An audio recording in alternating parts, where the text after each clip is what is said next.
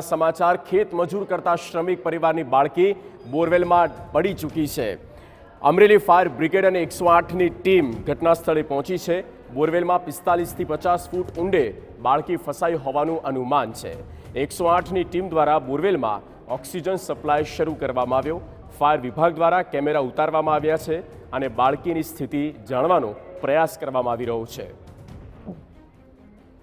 સંવાદદાતા જયદેવ કાઠી phone line પર। જયદેવ, પૂરી વિગત।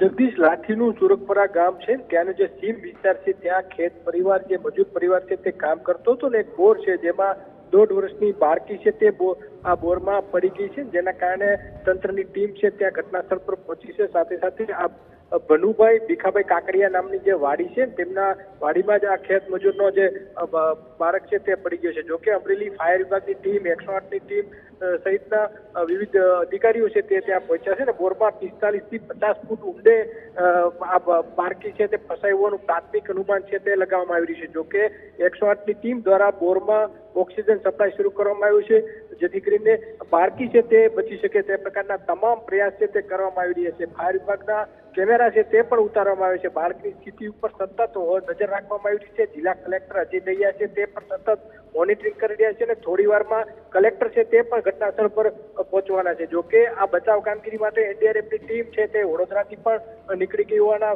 મેસેજ છે તે મળી રહ્યા છે ને તમામ આ બાળકી છે બચે તે પ્રકારના વહીવટીતંત્રના તમામ પ્રયાસ છે તે ચાલી રહ્યા છે। જગદીશ, બિલકુલ જયદેવ, સમય કેટલો લાગી શકે છે? અંદાજ શું છે? જે રીતની કામગીરી થઈ રહી છે, અધિકારીઓ શું કહી રહ્યા છે, બ્રિગેડિયર શું કહી રહ્યા છે?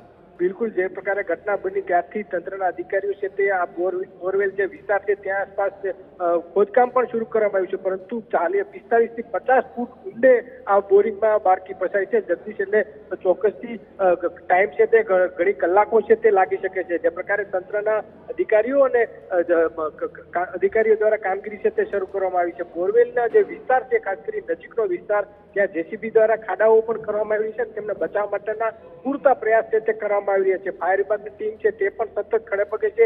108ની ટીમ દ્વારા ઓક્સિજન આપવામાં આવ્યું છે, જેથી કરીને 1.5 વર્ષની માસૂમ બાળકી છે તે બચી શકે તે પ્રકારના તે પણ પ્રયાસ કરી રહી છે। આરોગ્ય વિભાગની ટીમ પણ ત્યાં સતત ખડે પગે છે અને જલ્દીથી આ બાળકી કેવી રીતે બચી શકે તે પ્રકારના તમામ અધિકારીઓ છે તે પ્રયાસ કરી રહ્યા છે। જગદીશ, ઓકે જયદેવ, આભાર તમામ માહિતી આપવા માટે। તો થોડોક સમય લાગી શકે છે અને ઓક્સિજન સપ્લાય શરૂ કરી દેવામાં આવ્યું છે।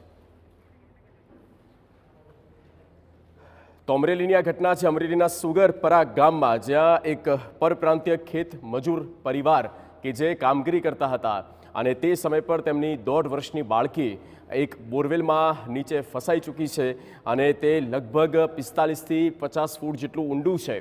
તાત્કાલિક બ્રિગેડિયરને જાણ કરવામાં આવી છે અને ફાયર વિભાગની ટીમે અલગ અલગ કેમેરા પણ ત્યાં ઉતાર્યા છે। સૌથી પહેલાં તો ઓક્સિજન સપ્લાય શરૂ કરવામાં આવ્યું છે।